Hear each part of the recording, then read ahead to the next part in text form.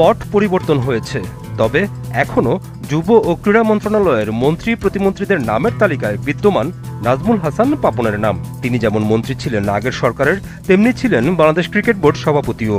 তাই তো যুব ও ক্রীড়া মন্ত্রণালয়ের উপদেষ্টা হিসেবে দায়িত্ব নিয়ে প্রথম দিনই বিসিবি কর্মকর্তাদের সঙ্গে সভা করেন আসিফ মাহমুদ সজীব ভুঁইয়া।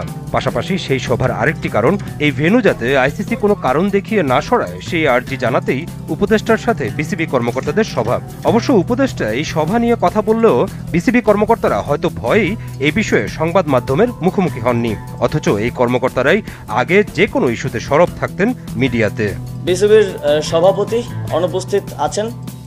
অবশ্যই একটা ফেডারেশনকে ওয়ার্ক করতে হইলে তার সবগুলো অর্গান ঠিকভাবে ভালোভাবে কাজ করতে হয়। সভাপতির মতো গুরুত্বপূর্ণ দায়িত্বে যিনি আছেন তিনি অনুপস্থিত আছেন। কিন্তু বিসিবি যেহেতু একটা অটোনমাস ফেডারেশন আইসিসির অধীনে, তো এই বিষয়ে আমরা সিদ্ধান্ত নিতে পারবো না। আমরা সাজেস্ট করেছি যারা বিসিবির ডাইরেক্টরস আছেন তারা এই বিষয়ে লিগ্যালি কীভাবে আইসিসির লিগ্যাল ফ্রেমওয়ার্কের মধ্য থেকে কীভাবে এই বিষয়টি সমাধান করা যায় এবং অন্তর্বর্তীকালীন সময়ের জন্য কাউকে নিয়োগ করা যায় কিনা সে বিষয়ে তারা আমাদেরকে পরবর্তীতে রিপোর্ট করবেন এবং এ বিষয়ে আমরা প্রসিজারটা চালু রাখবো। নারী টি-20 বিশ্বকাপের বিষয়ে আমরা বিসিবির সাথে কথা বলেছি।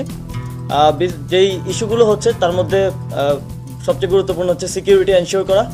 সিকিউরিটি এনশিওর করার ব্যাপারে স্টেট লেভেল থেকে কিছু কাজ করার ব্যাপার আছে। জাতীয় ক্রীড়া পরিষদের এছাড়াও প্রথম দিন দায়িত্ব নিয়ে মন্ত্রণালয়ের কর্মকর্তা কর্মচারীদের সঙ্গেও পরিচিতি সভা করেন যুব ও ক্রীড়া উপদেষ্টা, যেখানে নেওয়া সিদ্ধান্তগুলো জানান তিনি। যুব ও ক্রীড়া মন্ত্রণালয়ের অধীনে শেখ হাসিনা জাতীয় যুব উন্নয়ন ইনস্টিটিউট আছে। আমরা এটার নাম পরিবর্তন করতে চাই, যেহেতু বাংলাদেশে একটা ম্যাসাকারের সাথে শেখ হাসিনার নাম জড়িত আছে এবং হাজার সহস্র ছাত্র জনতা মারা গিয়েছে। আমরা মনে করি তিনি এর সাথে সরাসরি যুক্ত এবং সেই জায়গা থেকে এটা শুধু আমাদের মন্ত্রণালয়ে না, প্রত্যেকটি স্থানে এটা করা হবে। তো শেখ হাসিনা জাতীয় যুব উন্নয়ন ইনস্টিটিউটের নামটা আমরা পরিবর্তন করে বাংলাদেশ জাতীয় যুব উন্নয়ন ইনস্টিটিউট করছি এবং এই বিষয়ে প্রসেস চলমান থাকবে এবং দ্রুতই এটা কমপ্লিট হবে। দায়িত্বের প্রথম দিন হওয়ায় আপাতত বাজেট নিয়ে কোনো প্রশ্নের উত্তর দেননি যুব ও ক্রীড়া উপদেষ্টা। তবে স্পষ্টভাবে জানান, ব্যক্তি নয়, ক্রীড়া প্রতিষ্ঠানগুলো সঠিক নিয়মে চালানোই তার লক্ষ্য।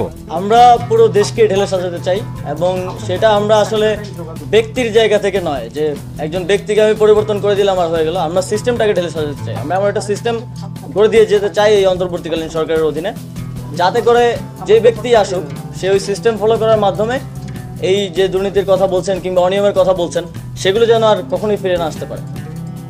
যুব ও ক্রীড়া মন্ত্রণালয়ে এর আগে শেষ উপদেষ্টা ছিলেন 2007 থেকে 2008 সাল পর্যন্ত তপন চৌধুরী।